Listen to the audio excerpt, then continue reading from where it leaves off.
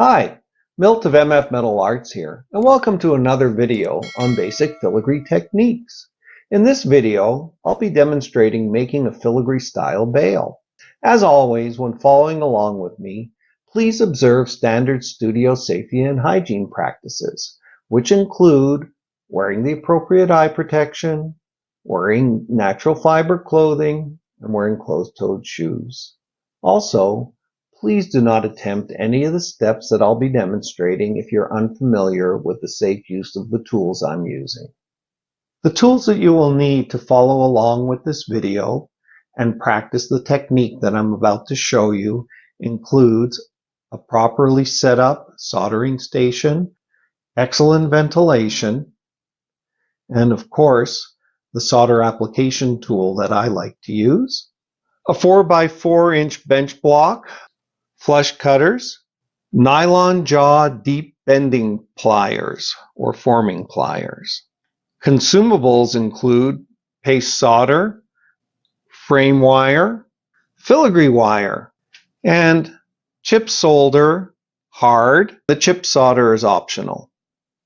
Our goal is to make a bale that looks something like this. We're going to start out by cutting a piece of frame wire. So we cut 5 centimeters of this, and then we're going to do some shaping. I'm going to turn this into a little bit of a loop and then get them like that. So they're touching, and so I can solder here. Once it's soldered, it's going to look something like this.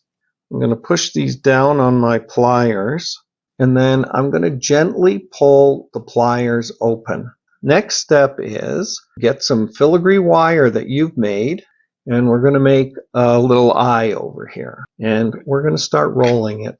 We're trying to make a coil that's not super tight. As you're rolling this through your fingers, leave some airspace between each wrap of coil. We don't want a super tight coil, we want a loose coil. And if we look at that, you can see that it's not a super tight coil. What I'm trying to do is make a coil that's a little bit bigger than this shape we made. And so we go to the edge of our bench block and open up our pliers, gently give them a little squish, very gently. And let's pop it in there and see what we've got. So we're pretty good here. And I'm going to gently, very gently squeeze. And I'm going to play the same game here. Gently, gently with the pliers, I'm going to start squeezing the frame so that I develop a bit of a point in the front. And so if we look at this, I have a nice eye shape now. And then I am going to smear the paste and smear it all over. All right? So now we have paste that I forced into all the spaces between the coil. And then we're going to go over to our soldering station and we're going to solder this. We never stop moving, so I'm going to go round and round and warm up the frame. Just start going back and forth. I never stop moving. That color red tells me the solder has flowed. So now that the piece is cooled down, we can have a look at it, and it's soldered quite well.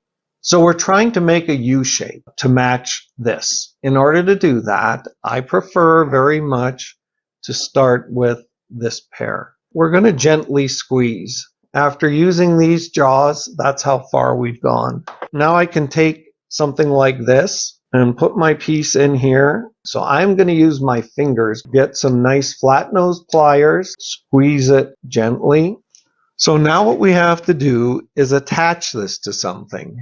But we are going to continue forming this, and we're going to attach it to this jump ring. I'm going to slide this on here and bring this little piece in under here so that I can solder it shut. Here's our finished bale attached to a partially completed pendant. So I personally find that having a filigree bale on your filigree piece really adds to the aesthetics of the piece. And so hopefully you've gotten something useful out of this video, and will continue to watch the rest of the videos in the series. Thanks for watching.